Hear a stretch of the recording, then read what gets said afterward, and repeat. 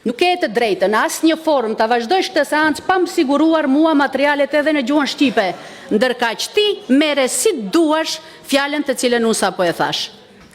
Në kohën që unë prej mbrëm kam bërë përpjekje që të marrë materialet në gjuhën shqipe në i-parlament për të njëjtën seancë, nuk e kam gjetur këtë strategji edhe në gjuhën shqipe.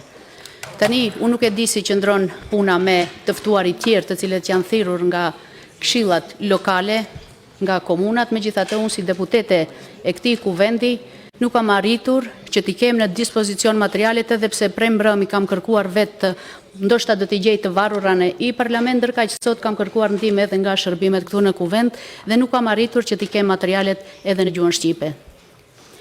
Do me thënë, kjo seancë sot ka filluar pas zbatimin e kushtetutës dhe pas zbatimin e ligjit për përdorimin e gjuhëve, ndërkaq këtu diskutohet për strategji e cila në qendër të vëmendjes dhe fjalët kyçe i ka diskriminimin, dhunën psikologjike, nënçmimin e kështu me radhë. E si duhet ndihem unë si deputete në këtë mes që ndihem e diskriminuar, e pabarabartë, në këtë mes që prej mbrëm duhet të vrapoj pas materialeve dhe ende nuk kam arritur që t'i gjej ato. A ka kuptim të flitet këtu për strategji kundër dhunës, kur dhunë psikologjike bëhet në mënyrë të vazhdueshme përfshirë edhe mua që jam e zgjedhur e qytetarëve këtu. Unë e kam të qartë dhe pash që në shkruesi këtij dokumenti janë ministra shqiptar, konkretisht nga Ministria për Punë dhe Politikë Sociale.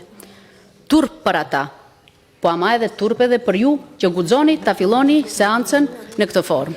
Turp edhe për kryetarin e parlamentit, që vend deputetët që të vinë në sallë këtu në mënyrë të pabarabartë dhe unë të jemi detyruar në mënyrë të vazhdueshme të flas për të njëjtën gjë. Unë nuk lejoj që të më paragjykosh se cili është qëllimi dhe intenca ime në kohën që kërkoj të drejtën time. Këtë të drejtë nuk e ke as pak. E shef pra që më jep të drejtë që ti po bën pabarazi sot këtu, aq më tepër ja jep të vetes të drejtën që të më paragjykosh. Unë kërkoj që të kem kushte të barabarta në këtë seancë, sikurse edhe gjithë kolegët e mia. Unë vetëm kërkoj që të respektohet kushtetuta dhe ligji për përdorimin e gjuhëve.